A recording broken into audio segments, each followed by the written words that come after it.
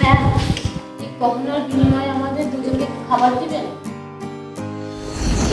ঠিক আছে, আপনারা ওই টেবিলে গিয়ে বসুন আর এই গহনাগুলো আপনাদের কাছেই রাখুন। ইমন, ওনাদের টেবিলে খাবার দাও। দিদি, আমি সব মালামাল আনতে বলেছি, তার লিস্ট দিয়েছো, তার বাইরে আর কিছু আনতে হবে নাকি? না, যা যা লাগবে লিস্টে আছে। আচ্ছা, একটা কথা শোনো, ওই যে ওই কাপলদের দেখো, ওরা আমার কাছে সোনার গহনা বন্ধ থেকে খাবার চাইছিল। এখন আমি ভাবছি ওদের কাছে যেহেতু দামি গহনা আছে, ওরা নিশ্চয়ই ভালো ফ্যামিলির, কিন্তু গহনা বন্ধ থেকে খাবার চাচ্ছে, ব্যাপারটা বুঝলাম না। চলো আমরা ওদের কাছে গিয়ে জিজ্ঞাসা করি। চলো যাই। এক্সকিউজ মি, সব কিছু ঠিক আছে তো? খাবারের টেস্ট ঠিকঠাক আছে তো? কোনো কিছুতে কোনো কমতি নেই তো? হ্যাঁ ভাইয়া, সব কিছু ঠিকই আছে।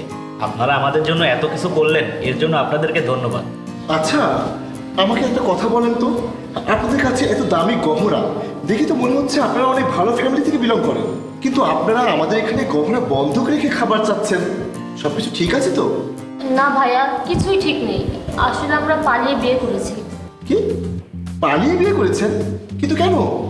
আসলে ভাইয়া, আমরা ছোট থেকে একে অপরকে ভালোবাসতাম। আমরা যখন ক্লাস 5-এ পড়তাম তখন থেকে আমাদের ভালোবাসা শুরু। ভাইয়া, আমরা তো একসাথে গ্র্যাজুয়েশনে শেষ করেছি। তারপর আমাদের ফ্যামিলিকে বোঝানোর অনেক চেষ্টা করেছি, কিন্তু তারা কিছুতেই রাজি হয়নি। তাই আমরা বাধ্য হয়েছি পালিয়ে বিয়ে করতে। ফ্যামিলি রাজি হবে না, এটাই তো স্বাভাবিক। আচ্ছা, তোমরা দুজন আমাকে একটা কথা বলো, তোমাদের মা বাবা কত কষ্ট করে তোমাদের দুজনকে লালন পালন করেছে, কখনো কোনো কিছুতে আমার মনে হয় না যে তারা কমতি রেখেছে। এত কিছু করার পরেও তাদের কি এতটুকু অধিকার নেই যে তাদের পছন্দের ছেলে বা মেয়ের সাথে তাদের ছেলে মেয়েদের বিয়ে দেওয়া? জানি না আজকালকার জেনারেশনের ছেলে মেয়েদের পছন্দটা কিরকম। তারা গ্রাজুয়েশন করে কত কিছু করে ফেলতেছে। লিপি, এদেরকে দেখো, এরা গ্রাজুয়েশন কমপ্লিট করে প্রেমের নামে বিয়ে করে এদিকে ওদিকে ধাক্কা খেয়ে বেড়াচ্ছে।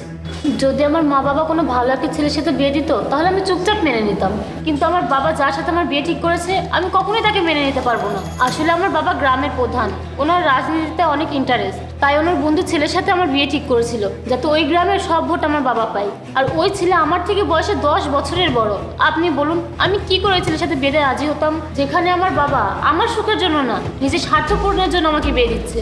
তোমরা তোমাদের ফ্যামিলিকে বলতে, ভালো মতো বোঝাতে, তাহলে অবশ্যই তারা বুঝতে পারতো। না ভাইয়া, তারা কখনোই বুঝতো না, কারণ অপুর একটা বড় বোন আছে, ও একটা ছেলেকে ভালোবাসতো। তারপর অপুর ফ্যামিলি জোর করে অপুর বোনকে অন্য কোথাও বিয়ে দিয়ে দিয়েছে, আর ওর পর থেকেই ওই ছেলেকে আর খুঁজে পাওয়া যায় না।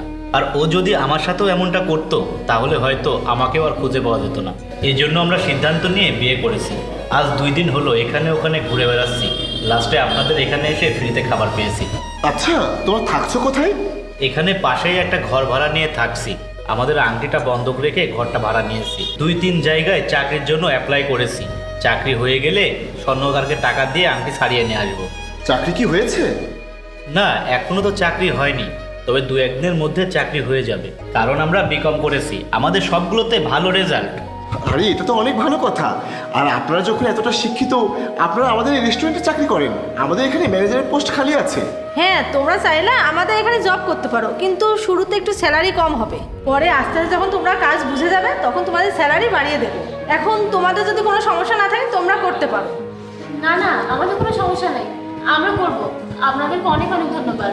ঠিক আছে, তাহলে কালকে সময় মতো এখানে চলে এসো, ঠিক আছে? ঠিক আছে। চলো।